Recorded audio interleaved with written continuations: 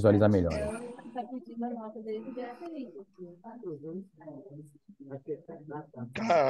A tela que está projetando É, tá cortando tá aqui, ó. cortando, né? Tá Então já aquelas sei. duas, Peraí, é. deixa Bom, eu mas eu tentar. vou começando aqui. Deixa eu dar Aí um você share na coloca aí. outra tela aqui. Tá bom. Bom, primeiro eu queria começar agradecendo ao Edgar aí pelo convite, né? Prazer voltar aqui na associação para trocar aqui ideias e experiências com vocês. É sempre bastante enriquecedor para a gente, né? Que apresenta aqui é uma retroalimentação bastante proveitosa para a gente. Então, um prazer e agradecer pela presença também de tanta gente, tá? Esse tema que a gente vai falar hoje, eu estou com o meu sócio André Novasca aqui, nós dois somos, para quem não nos conhece, né? Nós somos sócios da área tributária do Demarest, tá?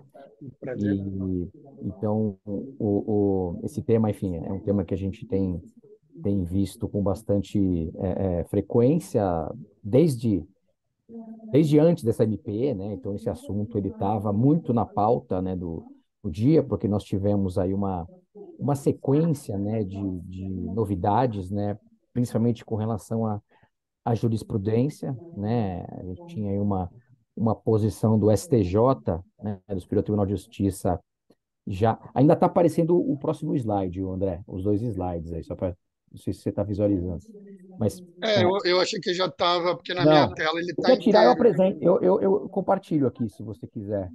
É o mal Será que. das duas telas, né? Mas, Eu enfim, estou com três aqui, deixa eu então, tentar mais uma vez. eu, como sou das antigas, eu só consigo trabalhar com uma, então eu não tenho esse problema. Uma já dá muito trabalho para mim, três não dá para mim. Foi aí ou não? Colocando na modo apresentação. Isso, ó, É que eu já coloquei no modo Ah, pronto. apresentação. Ah, Eu já coloquei no não, modo para mim não dá. apresentação aqui e para mim está aparecendo no modo apresentação. Tem que sair e entrar daí. Tem que clicar ali. Não, não entra. É que acho que tem que colocar no modo apresentação e compartilhar a tela e a tela cheia, né? Quer que eu projete daqui, ô André? Vamos Pode daqui, ser, vai. Maurício. Vou daqui, então, vamos lá. Mais Tá, fácil. pronto. Já começa. Você que esteja. Foi, pessoal? Foi. Ah, não, beleza. Bom, eu não consigo ver ninguém, tá? Então, vocês, como já foi falado aí, podem interromper, podem fazer pergunta. Quem está no online também aí, quiser também, né, talvez o André consiga ver, mas eu não consigo ver É, alguém levantar a mãozinha ou, enfim. Não, tranquilo, eu coordeno por aqui, Maurício. Pode Ah, então cancelar. beleza. Bom, esse tema, então, passou por uma mudança, como eu disse, né, bastante grande por conta do MP, mas já vinha né, na pauta aí das nossas discussões tributárias há um tempo, né? A gente teve uma decisão do STJ bastante importante esse ano, né, no primeiro semestre, que causou bastante discussão também quando teve a sessão de julgamento, que foi até uma coisa um pouco esquisita, né? A sessão de julgamento foi interrompida por uma liminar e depois, enfim, teve a volta. Mas a gente tinha ali um encaminhamento do assunto, né, no STJ, né? Então, depois eu vou deixar para o André explicar um pouquinho mais, mas a gente tinha uma definição de que crédito presumido de ICMS não estaria sujeito à incidência pelo imposto de renda e pela contribuição social sobre o lucro, né? E aí ficou uma dúvida com relação aos demais tipos de incentivos, né? O STJ, isso foi um julgamento da primeira sessão, e depois houve o segundo julgamento, que esse sim, no primeiro semestre do ano, que acabou decidindo quanto aos demais incentivos, né? E aí numa linha de que eles deveriam ali seguir alguns requisitos para que pudessem ser ser excluídos da base de cálculo. E nesse meio tempo, para PIS e COFINS, a gente tinha uma posição mais pacífica no STJ e o assunto foi parar no Supremo, está aguardando no julgamento. Eis que veio a MP para embolar um pouco de meio de campo, e o que está se falando é que, como o contribuinte está ganhando a briga, né, a Receita Federal, o governo federal, resolveu furar a bola, né, e aí fez uma medida provisória, enfim, que vai contra totalmente o panorama da jurisprudência. Mas vou passar então para o André aqui, para ele já ir entrando um pouco mais nos detalhes, e aí, de novo, né, vocês fiquem à vontade para fazer as interrupções, para fazer os comentários e tudo mais.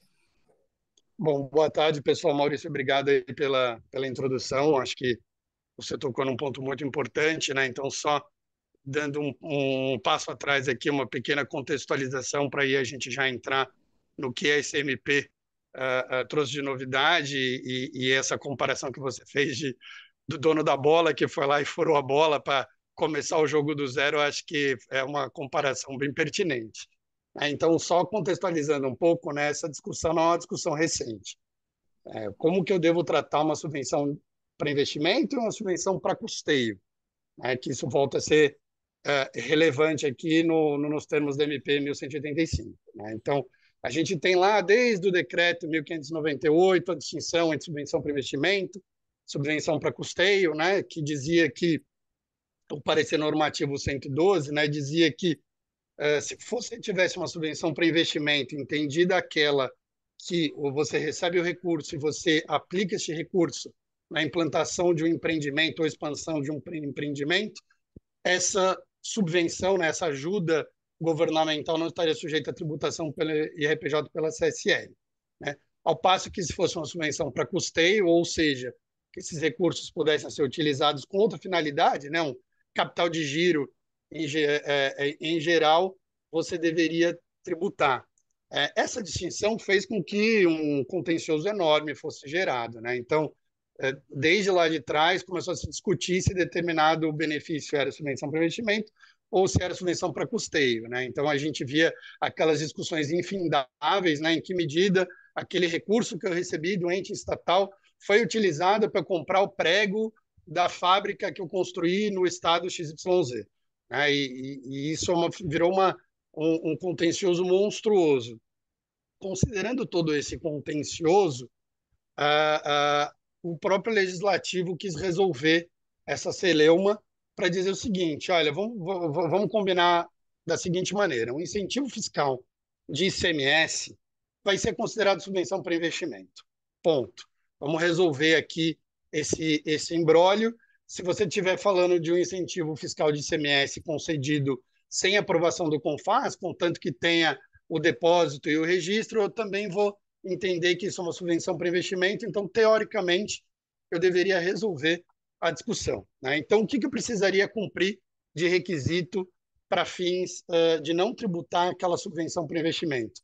Eu precisava, basicamente, cumprir os requisitos da 12973, que era constituir reserva e não utilizar essa reserva a não ser para absorver prejuízo ou aumentar capital. Eu jamais poderia distribuir essa reserva. Né?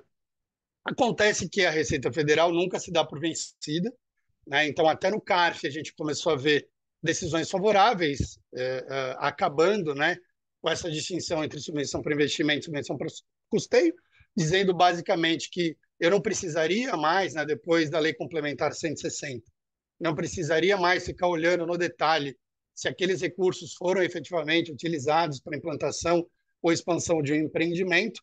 Se eu tivesse constituição de reserva, estava tudo bem. Aí o que a Receita Federal fez? Não, olha, veja bem, quando eu olho o caput do artigo 30, eu vejo que uma das condições para a subvenção de investimento não ser tributada continua sendo eu precisar utilizar esses recursos para a implantação de um empreendimento econômico. Né? Então, a discussão voltou, a solução de consulta 145 trouxe a discussão de volta. Né? O que o STJ decidiu? Né? Então, em que pé que a gente está hoje, né, em termos de jurisprudência? O CARF afastava essa necessidade de verificar se tinha se os recursos tinham sido efetivamente utilizados na implantação de um empreendimento econômico ou não. E o STJ deu uma decisão, primeiro, não em sede de recurso repetitivo sobre o crédito presumido, dizendo o seguinte: olha, não importa o que está na 12973 ou qualquer diploma legal. Né? Eu, União Federal, tributar com tributos federais um incentivo que um Estado deu, fere o Pacto Federativo. Então, não importa se você constituiu reserva, se você utilizou da maneira A ou da maneira B, você não poderia tributar essa subvenção para investimento. Decisão muito comemorada pelos contribuintes. Depois, em sede de recurso repetitivo, o STJ foi se debruçar sobre os outros incentivos, para verificar se esse entendimento também seria aplicável a esses outros incentivos, né? E aí o que o STJ decidiu e que foi uma decisão muito comemorada pelo governo federal? É o seguinte, olha, crédito presumido eu não vou olhar aqui, crédito presumido eu já decidi anteriormente. Agora, em sede de recurso repetitivo, eu vou analisar os outros incentivos. E com relação aos outros incentivos, eu entendo que, se forem observados os requisitos do artigo 30, basicamente, né, constituição de reserva, o contribuinte não precisa tributar. E com relação à necessidade de verificar a utilização dos recursos e implantação dos empreendimentos econômicos, o STJ falou que, a priori, isso não precisaria ser provado pelo contribuinte, mas deixou em aberto a possibilidade da Receita Federal fiscalizar. Tá bom. Contribuintes comemoraram e o governo federal comemorou também. E agora a gente entende por que o governo federal comemorou tanto. Por que o governo federal entendeu isso como uma vitória plena para ele? Bom, se o STJ dissesse, né, que o racional para não tributação do crédito presumido se aplicaria para os demais incentivos, não adiantaria mudar a legislação, porque aí seria uma questão constitucional de ferir o pacto federativo. Então, o governo teria perdido a discussão. Como o STJ disse que a não tributação dependeria da observância do artigo 30, dos requisitos do artigo 30, o que a MP 1185 fez? Revoga o artigo 30. Então, como disse o Maurício, o governo vai lá e fura a bola do jogo e zera a pedra. Então, a gente já começa uma nova discussão, né? Então, só terminando aqui o contexto que a gente está em termos de jurisprudência, IRPJ e CSL, crédito presumido, eu tenho a decisão favorável do STJ, que eu não preciso tributar, independentemente de qualquer outro requisito, né? Outros incentivos, eu preciso observar o artigo 30, ressalvada a possibilidade da Receita Federal fiscalizar o contribuinte. PIS e COFINS, eu tenho solução de consulta da Receita dizendo que eu não preciso constituir reserva, porque na legislação de PIS e COFINS não tem essa obrigatoriedade, né?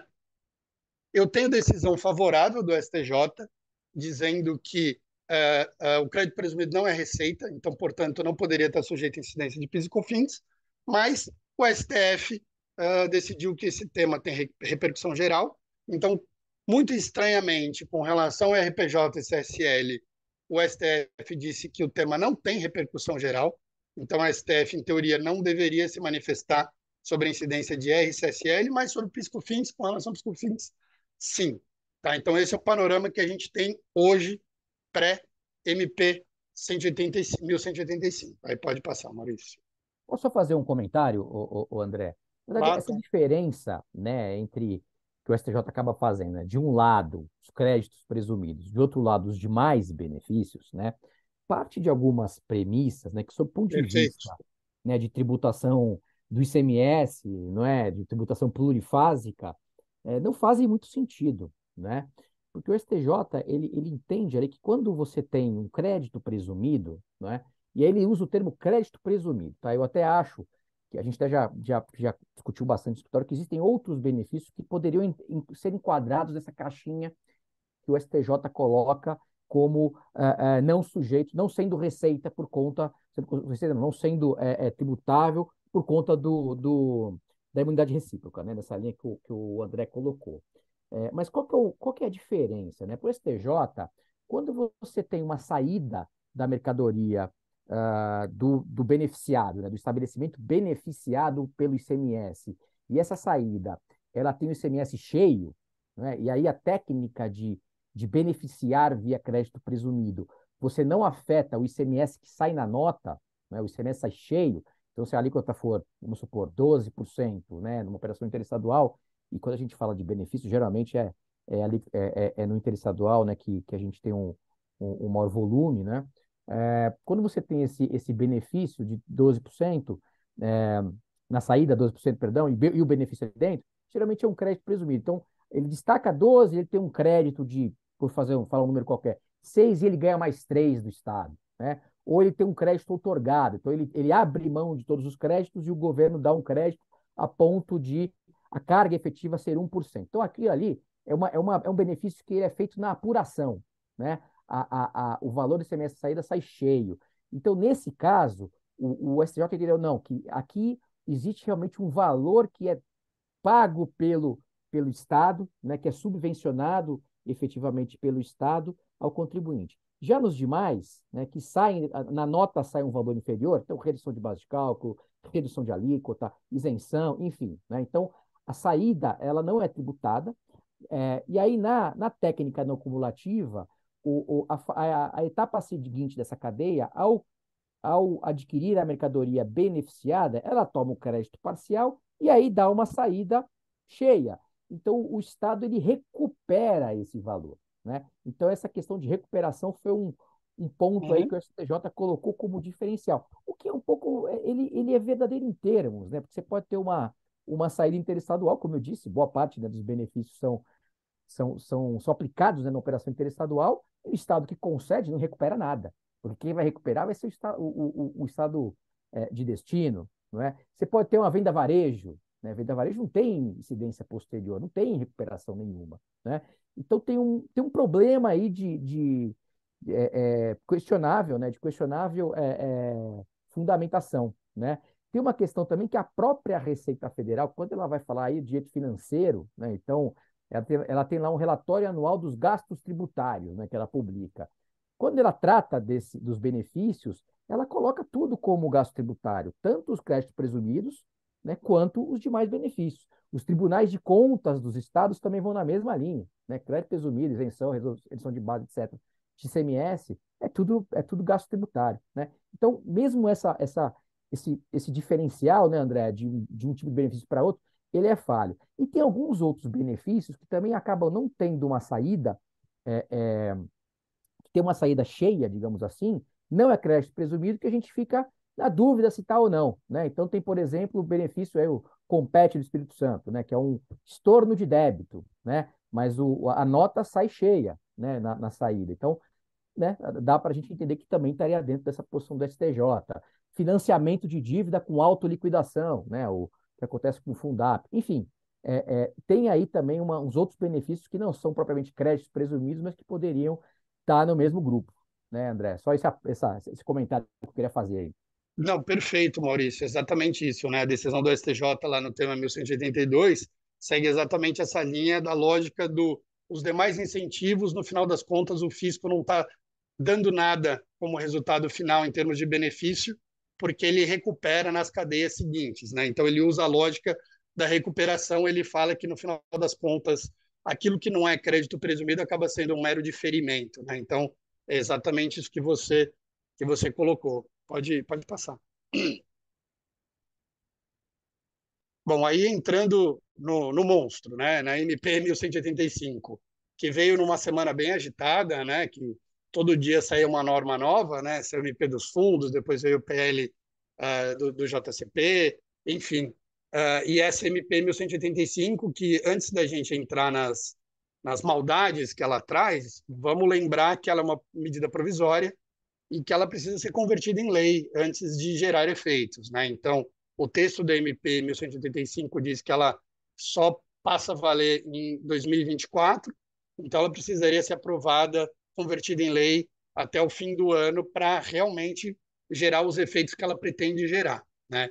Então, se ela for convertida, né, e já dizendo aqui o que a gente tem ouvido de parlamentares, que não caiu muito bem a MP, né? Muita gente está contrária ao texto. Então, a sensação que a gente tem, né? Ninguém tem bola de cristal, mas a sensação que a gente tem é que esse texto vai ter alguma dificuldade para passar da maneira como está, né? Então, ainda que ela seja convertida em lei, é bem provável que tenha algum tipo de modificação. Né?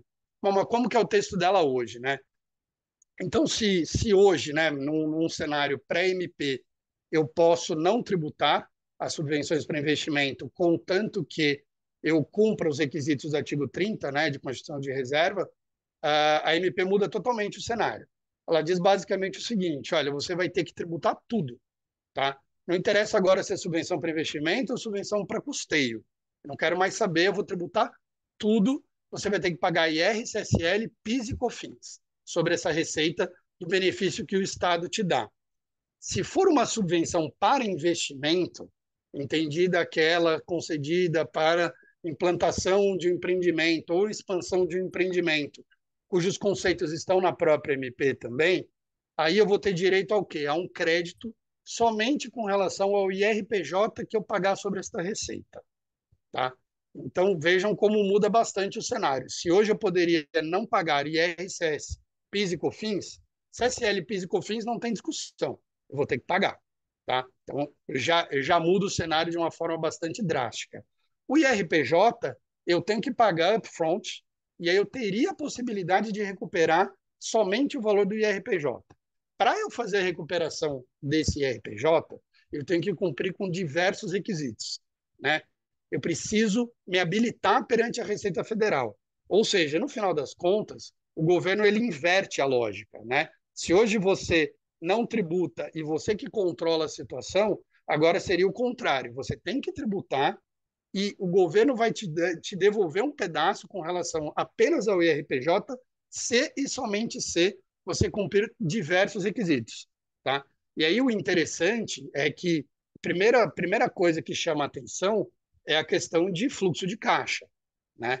Então, está muito claro na MP que só vou ter esse crédito de RPJ devolvido após a conclusão da implantação ou expansão do meu empreendimento.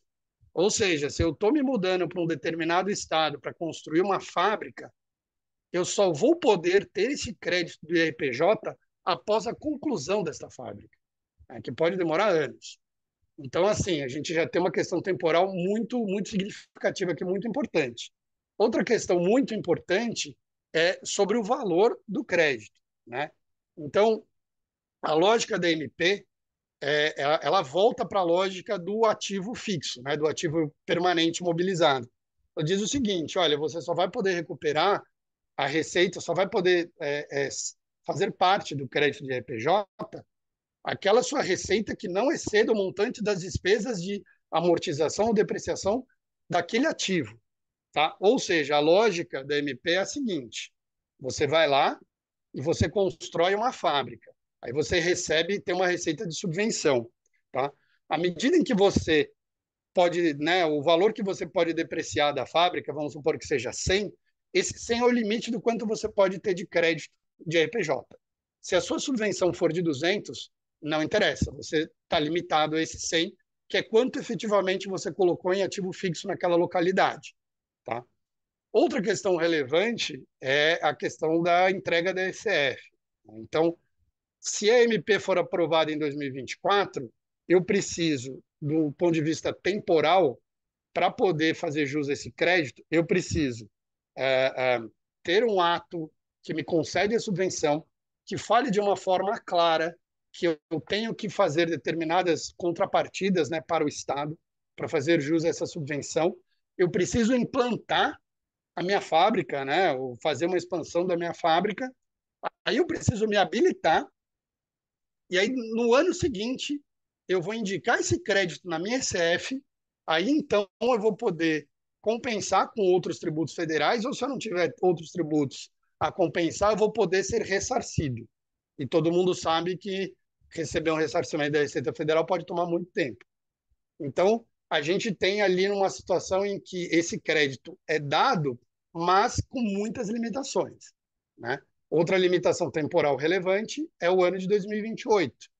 Depois de 2028, qualquer receita de subvenção que eu tenho que tributar, inclusive para fins de RPJ, eu não vou ter direito a crédito nenhum, né? Então, eu tenho diversos entraves para poder recuperar só esse pedaço que seria do IRPJ, né?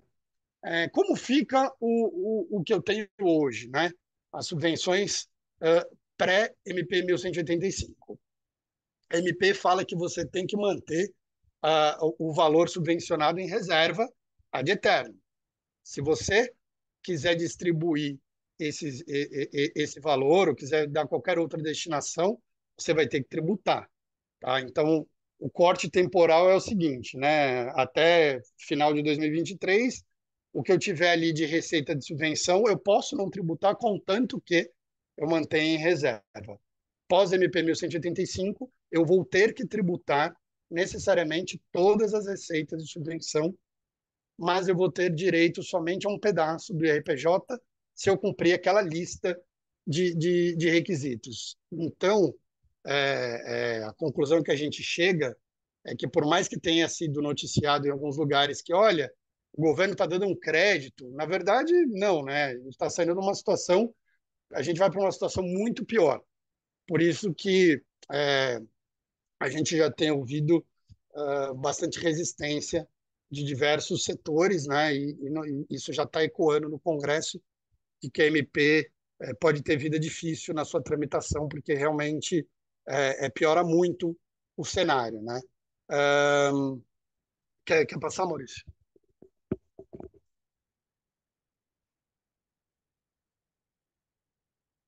Então, aqui é a questão da quantificação, né, que a gente já colocou. Né? Como que eu faço para apurar esse crédito fiscal, que, de novo, é só do IRPJ?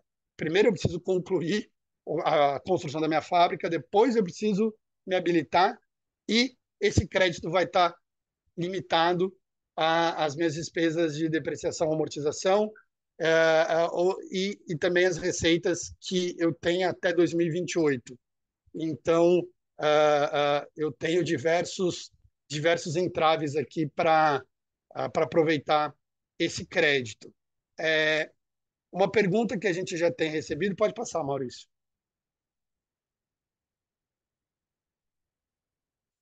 Algumas, então, aqui, esse slide a gente está comparando, né? Como está hoje e Tem uma como fica. pergunta aqui no chat, André, acho que você ia falar dela aqui, ó. Nesse caso, podemos entender que os benefícios fiscais de ICMS não serão mais como subvenção e não teria tributação de PIS e COFINS. É isso?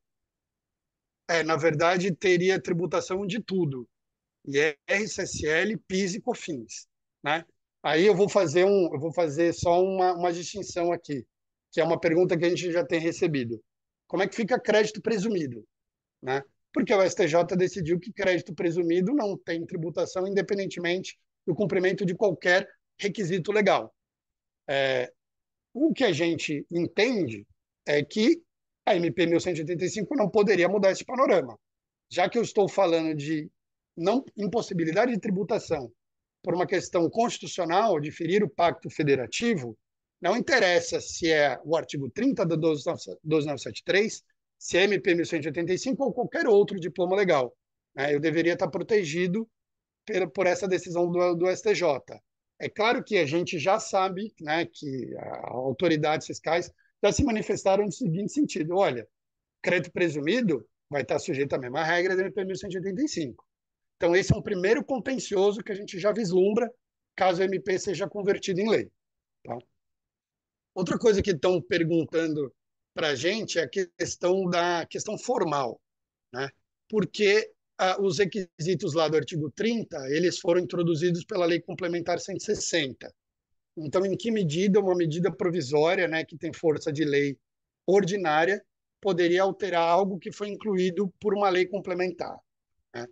Com relação a esse ponto, né, acho que a discussão seria um pouco mais difícil, porque materialmente a gente está falando de lei ordinária. Né? Então, o STF já decidiu no passado, né, com relação à alíquota de contribuição, né, por exemplo, a alíquota de COFINS, que foi determinada por lei complementar, depois veio uma lei ordinária para mudar, e o STF falou, não, materialmente isso aqui é lei ordinária, então eu não tenho nenhum problema de lei ordinária estar mexendo em algo que lei complementar incluiu.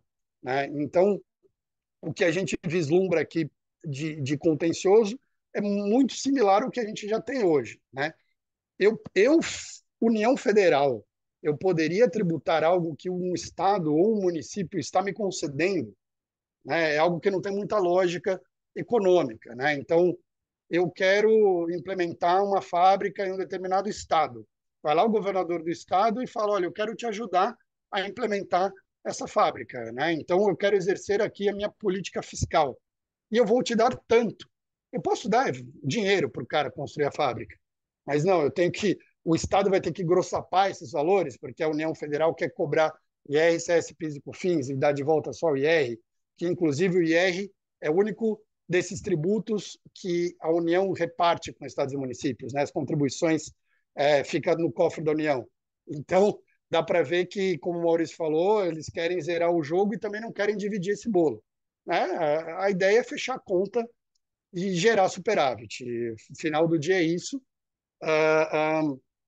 Mas, de novo, né? Acho que, por mais que seja uma MP que traz bastante preocupação, que a gente deva acompanhar de perto. Eu acho que também a gente tem que ter calma, porque não necessariamente isso é algo que vai ser convertido em lei. Então, antes da gente arrancar os cabelos, né, acho que a gente precisa ter um pouco de serenidade.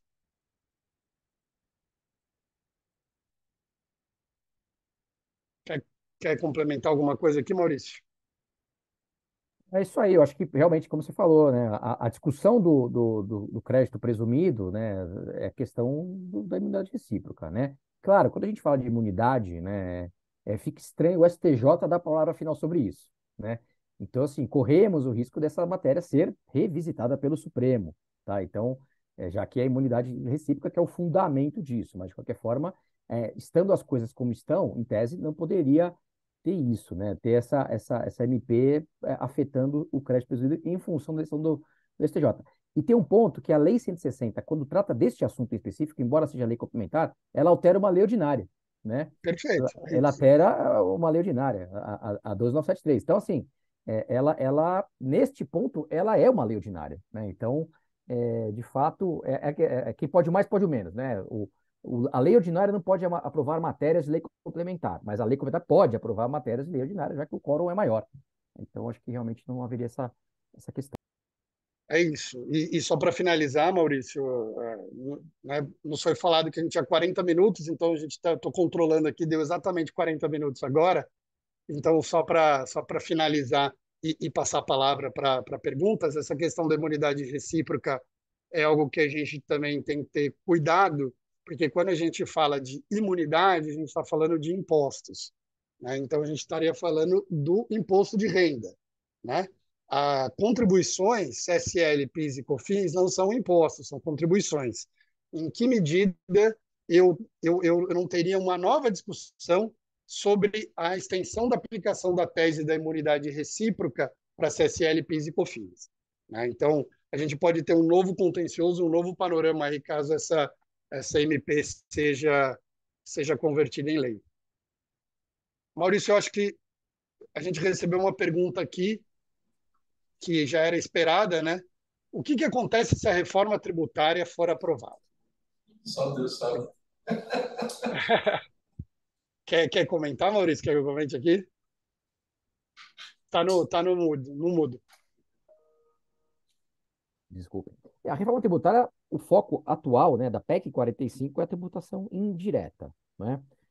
Então, assim, a gente vai ter a extinção do ICMS, então esses benefícios serão extintos, né, gradativamente, claro, né? Tem lá o de 2029 a 32, tem aquela transição, né, de redução de 10% ao ano ou 20% ao ano, depende do benefício, né?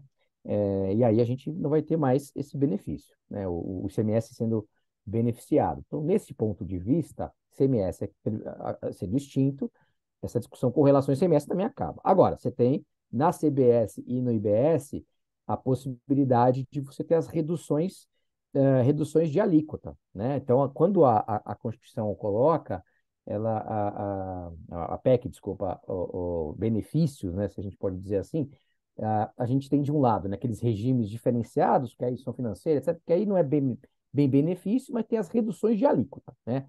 Cesta básica zero, alimentos, redução de 60%, transporte, enfim, tem aquela lista, né, de benefícios. Aí a gente sim teria é, é, benefícios, né? Mas que assim, em princípio, aí, André, eu queria te ouvir também sobre isso, mas em princípio ali são benefícios que a própria Constituição está dizendo que a lei complementar pode conceder. E aquilo não é, a intenção não é ter nenhum tipo de investimento por parte do beneficiado, né? Então, me Uhum. parece que entraria como substituição de investimento. Ali é uma redução de alíquota, enfim, por outras razões, talvez entrasse numa questão de subvenção para custeio, né? Pode ser. Agora, eu não sei se essa questão da imunidade recíproca, aí estou pensando aqui, né? É, IBS, estados e municípios e o imposto de renda, CSL, mais imposto de renda, né? Como o Antônio falou, por ser imunidade. Não sei se teria esse tipo de discussão, né? Não sei, porque ali não é não está sendo, não é o Estado que está concedendo benefício, né? Ele tem que ser igual para todo mundo, né? E quando É, o Estado baixar a alíquota, ele pode baixar a alíquota, né, dele, né? O Estado e o município. Eu não sei se isso é benefício, porque é para todo mundo, né? É para todo mundo, é para ninguém, né? Então, eu não sei se Exato. também daria benefício, né? Seria benefício. A minha Esse visão, tipo de Maurício, subvenção. assim, bom, primeiro, quem fez a pergunta é excelente, É. né, para o debate, e sendo a reforma tributária PEC 45 sendo aprovada, os incentivos eles têm que ser extintos, né, gradualmente, e 2033 para frente, essa discussão deveria acabar, né? E a lógica da MP 1185, ela não faria mais sentido, né? Porque, como o Maurício colocou, no futuro eu teria só a CBS e IBS que deveria ter alíquotas uniformes para todo mundo, exceto algumas exceções. E essas exceções não são propriamente subvenções para investimento, né? Eu não tenho um Estado fazendo um ato dizendo o seguinte: olha, você, a empresa X, eu estou aqui te dando um incentivo específico para você construir uma fábrica. Não, não vai ser isso, né? Eu vou ter redução de alíquota para a cesta básica, vou ter redução de alíquota para produtos alimentícios para consumo humano, mas eu não vou ter propriamente uma subvenção, né? Então, teoricamente, essa lógica da MP 1185 ela deixaria de ser aplicável uma vez que o ICMS e os seus incentivos deixem de existir. Eu acho que essa é a minha primeira impressão sobre o assunto. Perfeito. Pessoal, mais alguém quer fazer algum comentário? Fiquem à vontade. Deixa eu ver se- Licença, eu fiz a pergunta, Pois não, não sei se eu Juliana. posso. Prazer, eu sou Juliana da PepsiCo. Eu tive, até complementando um pouquinho, eu tive um pouco da impressão dessa medida provisória já ser uma preparação do caminho para a PEC 45, né? Uma vez que ela está extinguindo assim, essas recuperações da CSLL, PIS, COFINS, que estão dentro da reforma, são tributos que estão dentro da reforma, e o IRPJ até 2028, que logo em 2029 começa daquele outro processo de transição da reforma. Então, eu tive essa impressão, por isso que eu fiquei perguntando como é que conflita, não conflita, é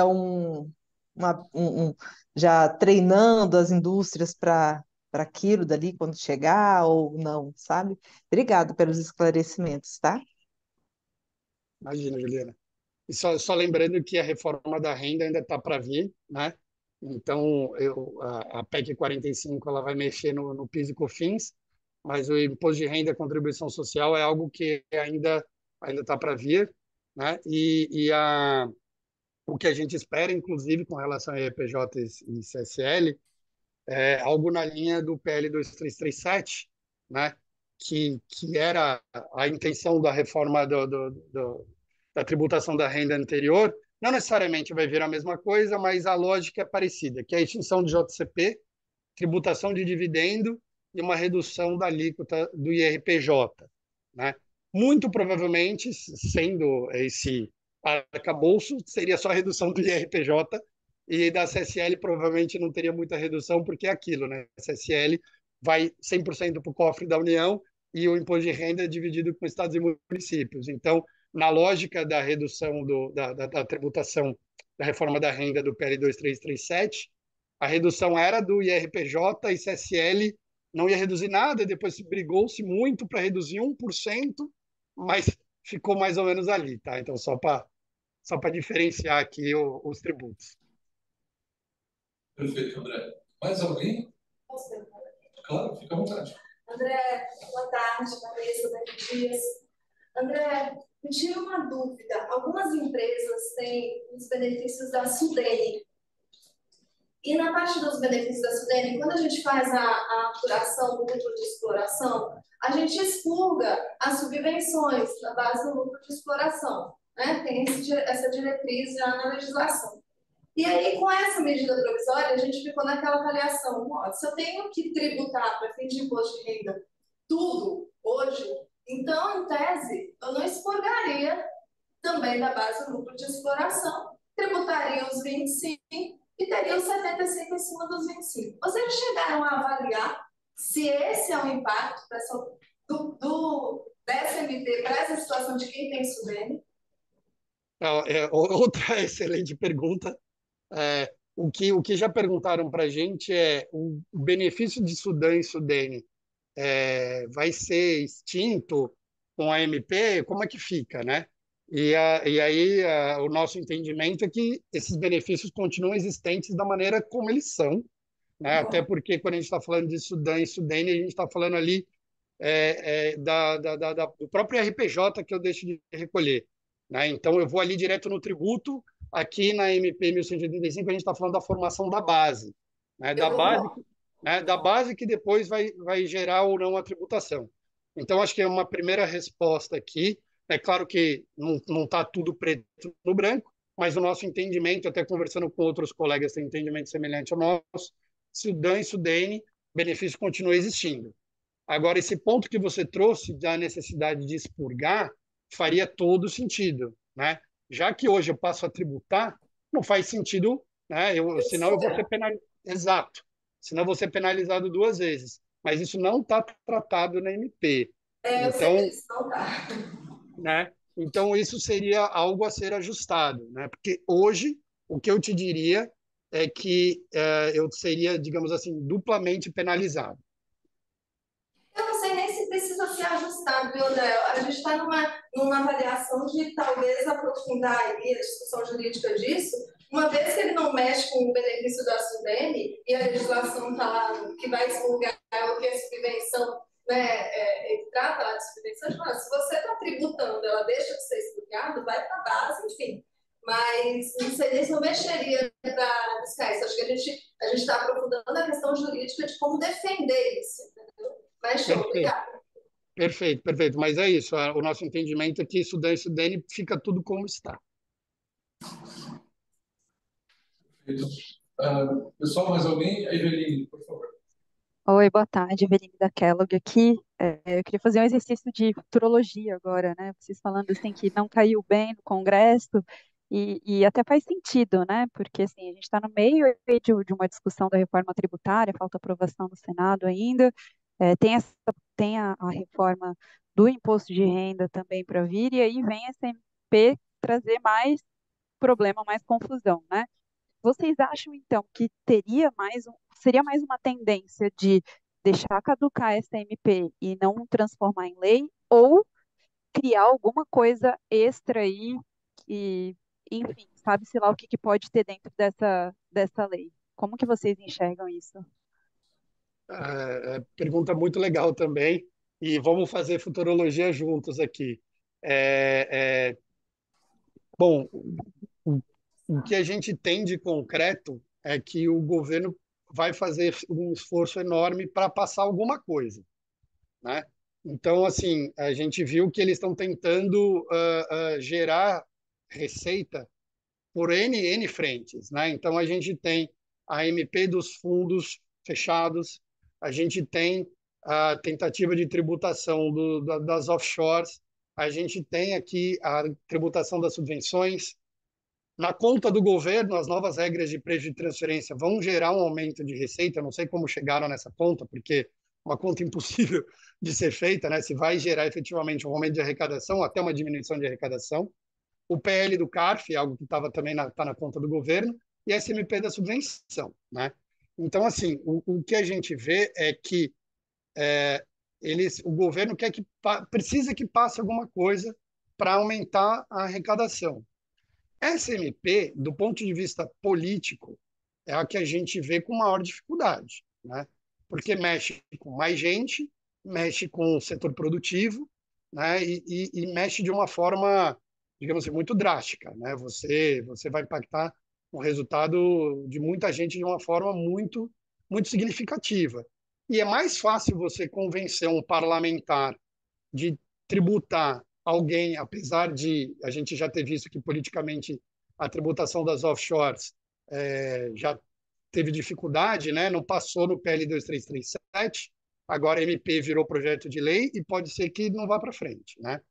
Mas é mais fácil você convencer um parlamentar ou a própria opinião pública de que você tenha que tributar alguém que tem dinheiro no exterior ou alguém que tem um fundo exclusivo que não paga comicota, sendo que todos os fundos de varejo pagam, do que alguém que está recebendo um incentivo para fazer uma fábrica, né, e gerar emprego, né? Então, assim, se fosse para apostar, talvez essa seja a MP com maior potencial de arrecadação, né? Então, talvez seja a menina dos olhos do governo, mas, ao mesmo tempo, seja a MP com maior dificuldade política para aprovação. Tá? Essa é a minha opinião pessoal, fazendo exercício de futurologia aqui. Então, eu acho que tem uma boa chance dela caducar. Mas vamos ver o que Obrigada. vai acontecer, né, Maurício? Não sei o que você acha. Eu concordo, é isso aí.